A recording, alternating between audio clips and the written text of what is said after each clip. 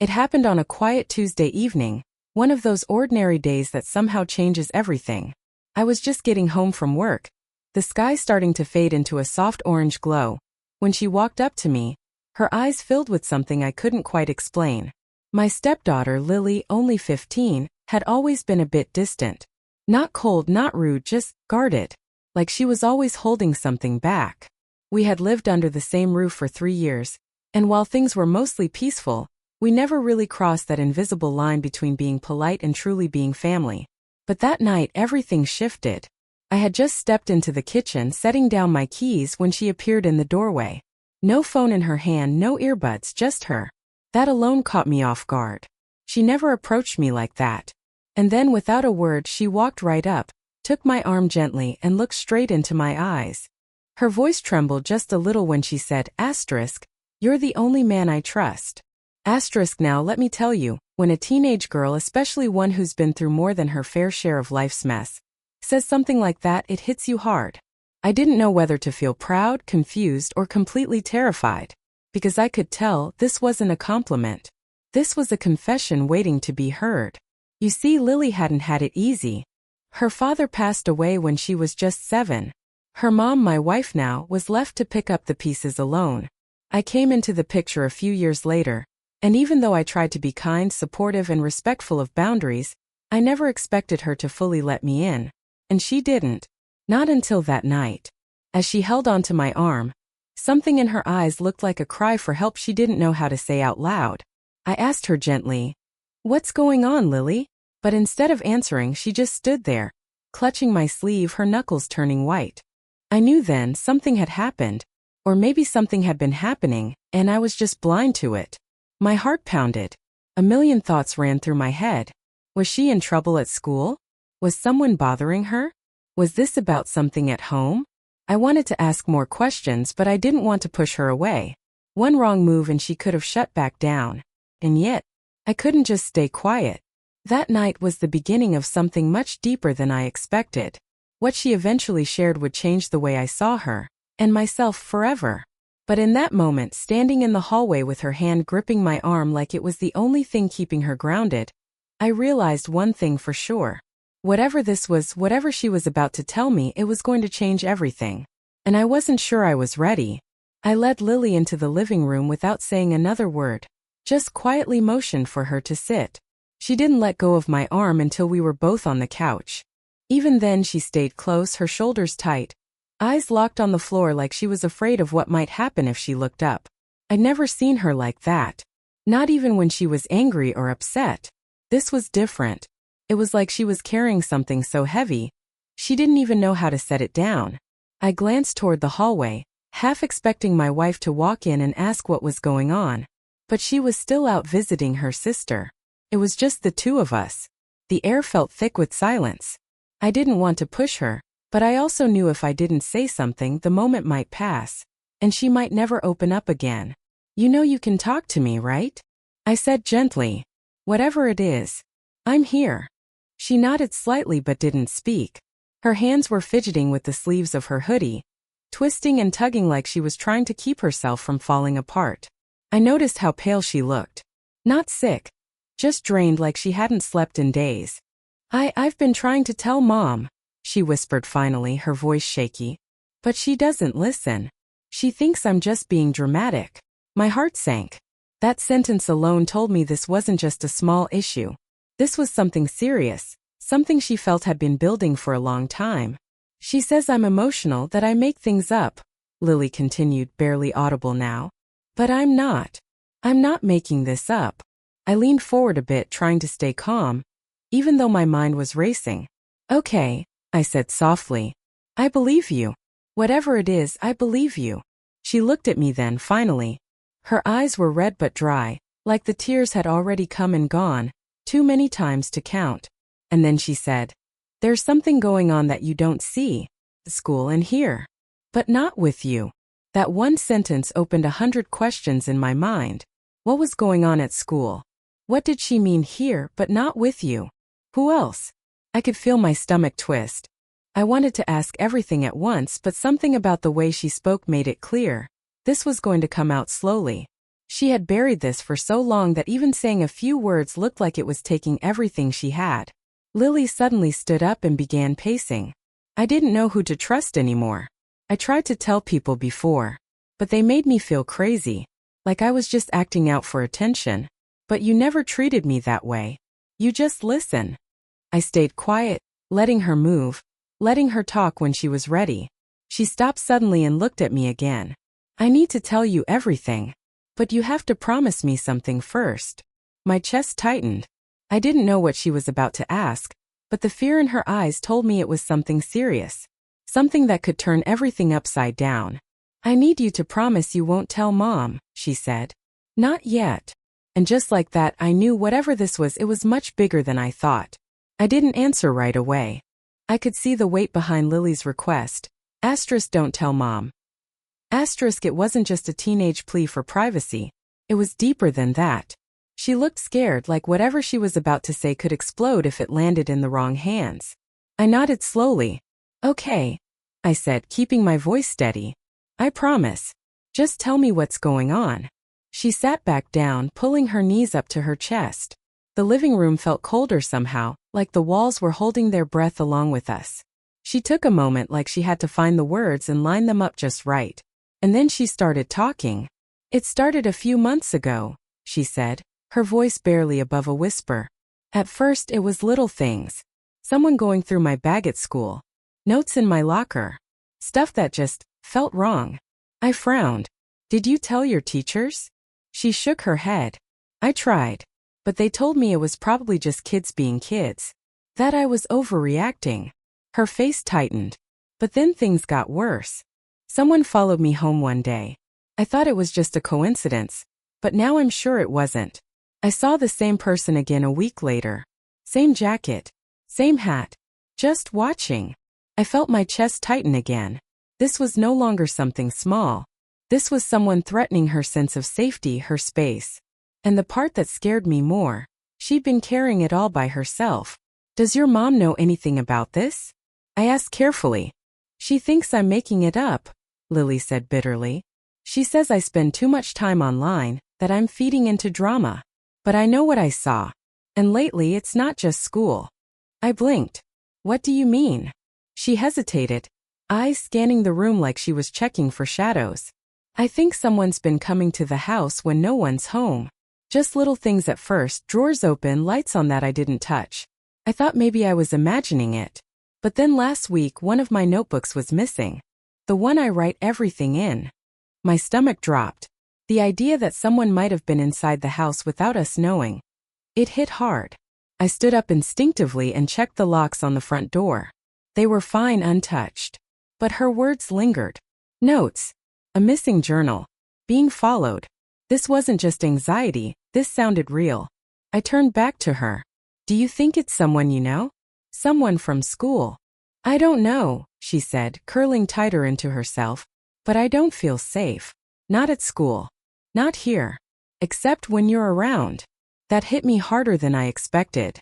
I'd always seen myself as the quiet presence in her life, supportive, but not someone she leaned on.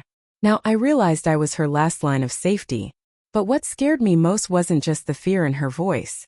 It was the thought that whoever was doing this wasn't finished yet, and that maybe they were closer than we thought.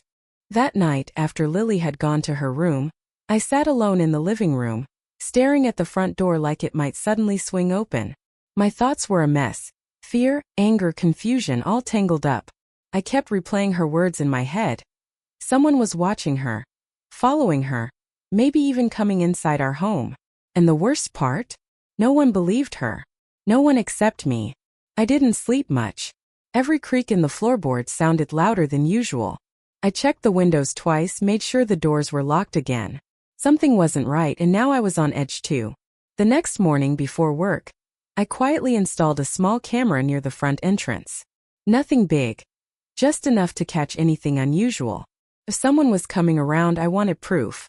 I told myself I was just being cautious, but deep down I felt something darker growing, like we were being pulled into something far more dangerous than I first thought. A few days passed and things seemed normal. Lily was quieter, but she tried to go about her routine. My wife, unaware of everything going on behind the scenes, Kept busy with work and appointments. I didn't break my promise. I kept it all to myself, waiting for the right time. Or maybe just hoping things would stop on their own. But they didn't. One evening I got home earlier than usual. The sun was setting, the house was quiet, and Lily wasn't in the living room like she normally was. I called her name. No answer. I walked down the hallway to her bedroom door, knocked gently. Still nothing. The door was slightly open, so I peeked in. Her room was empty. I felt a cold rush crawl down my back. I checked the kitchen. Nothing. The backyard. Nothing. Her phone was on the table. Screen lit up with an unread message from an unknown number. The words chilled me. Meet me where it started. Don't bring anyone. I'm watching. My hands were shaking as I read it again. I had no idea what "where it started" meant, but Lily must have understood and gone alone. I rushed to check the camera footage from the past few hours, heart pounding. And there she was on screen, stepping out the front door about 30 minutes earlier. Alone. Looking over her shoulder. I grabbed my keys and ran to the car. I had no plan, just panic. I started driving through the neighborhood, trying to guess where she might have gone. The park? The old bus stop? Then it hit me. Months ago, Lily had told me that when her mom first introduced me to her, they met at the little library near the school. She hated that place. Said it always made her feel like she was being watched. It was a long shot, but it was all I had. I took a sharp turn and headed straight there. And as I pulled up to the edge of the lot, just before the streetlights flickered on, I saw something in the distance. A shadow. Movement. And then her backpack lying on the ground near the gate. My heart nearly stopped. I slammed the car door and ran toward the backpack, my pulse thudding in my ears. It was Lily's, no doubt. The little enamel pins she always kept on the front pocket were still there. But the zipper was halfway open, like she'd dropped it in a hurry. Or worse, someone had pulled it off her. I scanned the empty library grounds. The place was quiet, too quiet, and the sky had faded into that deep blue that comes just before full dark. Lily. I called out, my voice echoing into the silence. Nothing. Then I heard something, quick footsteps behind the building, soft but fast, like someone running.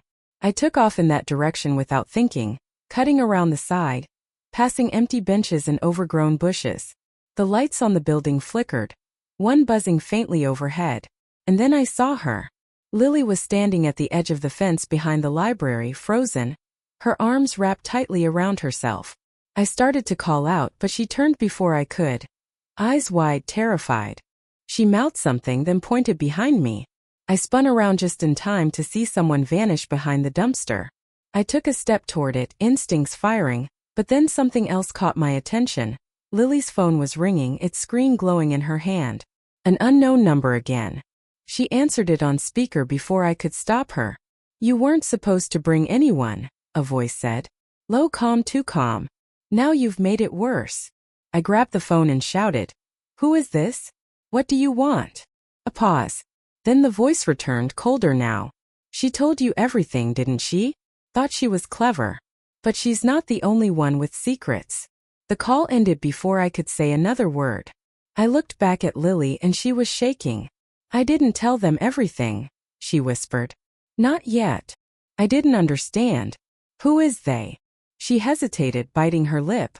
It's not just someone from school. I think it's someone we know. Someone who's been inside the house. I felt the ground shift beneath me. That night, after I got her safely home, I pulled up the camera footage again, this time from the inside camera I'd secretly placed in the hallway days earlier. I hadn't looked at it yet. My hands were sweating as I scrubbed through the timeline. And then I saw it. 2 nights ago. While we were asleep. A figure, hood up, moving through the hallway. Calm. Methodical. And then the worst part, they stopped outside Lily's door. And just stood there. Not moving. Just watching. For nearly 2 full minutes. They turned to the camera once, just slightly. And that glimpse was enough to make my stomach drop. Because I recognized the jacket. It was the same one Lily's mom had given her brother last Christmas. He wasn't supposed to live with us anymore. He'd moved out 6 months ago. But something told me he never really left. I stared at the screen, frozen. There was no mistaking that jacket. Gray denim with a stitched-on red patch near the shoulder. My stepson, Tyler, had worn it every other day when he still lived here. He left after an argument with his mom, said he needed space, that he felt suffocated in the house. We hadn't heard from him much since, just the occasional text or call to his mother. I had no reason to believe he was still anywhere near us until now. I didn't want to jump to conclusions. Maybe it wasn't him. Maybe someone had stolen the jacket. Maybe this was all just a coincidence. But deep down I knew. The way the figure moved. The way he lingered outside Lily's door like he knew the layout of the house. It wasn't random. This person belonged here once and still thought he did. I didn't tell Lily what I saw right away. I didn't want to scare her more than she already was. But I knew I had to act fast. I printed out a still image from the footage and called the police. This time I had proof, real clear proof that someone had been inside. And that same night, officers came to sweep the house, check windows, locks, everything. They also checked the attic and basement. That's when they found the real shock. Hidden behind a stack of old boxes in the basement corner, behind shelves we never used, was a small makeshift space. A blanket, empty food wrappers, a backpack. Someone had been staying there, living there, right under our noses. Lily was shaking when they carried the bag upstairs. She recognized it was Tyler's. One look and her face turned pale. I thought I saw him once, she said softly. Outside school. But I didn't want to believe it. The officers started their search immediately. And late the next evening they found him 2 streets over trying to break into a garage. He didn't run. He didn't deny it. He just told them, "I was trying to keep an eye on things." At the station it all came out. Tyler had never really left town. After leaving home he stayed nearby but struggled. Lost a job, fell out with friends. He grew bitter. Jealous. He blamed Lily for things falling apart between him and his mom. "She took my place," he told them. "She made me invisible." But then came the twist none of us expected. While reviewing more footage from the camera we noticed something strange. On the night Tyler stood outside Lily's door, he wasn't alone. Just a few seconds before he appeared in frame, a different shadow had passed through the hallway, smaller, quicker, almost like it was watching him. The timestamp matched the time Lily had said she heard whispering through her door. Not footsteps. Tyler was in the house, yes, but he wasn't the only one. The case isn't fully closed yet. Police are still investigating. But one thing is certain. Lily's instincts were right all along. And the scariest part? We still don't know who the second person was. The days that followed were tense. But something about the truth finally being out in the open brought a strange kind of peace. Lily was still quiet, still jumpy at night, but she no longer walked around with that constant weight on her shoulders. She started sleeping with her door open again. She kept the lights on a little longer, sure, but she wasn't alone anymore. Not with me and not with her mom, who was finally clued in to everything that had been happening. I broke my promise and told her yes. But this time Lily understood. She needed her mother now more than ever. The police kept their investigation going for a few more weeks. Tyler faced charges for trespassing and breaking and entering. But they also sent him for a psychological evaluation. His behavior, they said, wasn't just about jealousy or anger. He had been struggling quietly, slipping through the cracks. Still, nothing excused what he did. He crossed a line, one that shook all of us. My wife was heartbroken, torn between guilt and fear. We both were. It's a strange thing to realize danger was growing right under your roof, wearing a familiar face. But that shadow in the hallway, the one that appeared just seconds before Tyler, remained a mystery. The footage was blurry, grainy, impossible to enhance properly. Police reviewed it multiple times, and while they couldn't identify who it was, they confirmed it was real. Someone else had been in the house. The thought still keeps me up some nights. We installed a security system, changed the locks, even added more cameras inside and out. Nothing strange has happened since. Maybe that figure was just passing through. Or maybe they were scared off when Tyler got caught. We may never know. Lily went back to school after a short break. She walks with a little more caution now, stays closer to friends, and texts me if she ever feels off. But she's rebuilding. Slowly. And she's not doing it alone. One afternoon, not long after everything settled down, she came to me while I was fixing something under the sink. She sat on the floor beside me and said, "I'm glad I told you. I almost didn't. I looked at her and I could see she meant it. I'm glad you did too, I said. And I'm always here. No matter what. She smiled, not a big one but real. Looking back, that moment when she held my arm and said, "You're the only man I trust," feels even heavier now. Not just because of what she was going through, but because it marked a shift. We weren't just stepfather and stepdaughter after that. We were something stronger. Built on trust, not blood. On showing up when it mattered most. Not every question got answered. Not every shadow got a name. But the most important thing? She spoke up. And someone listened. And that, in the end, changed everything.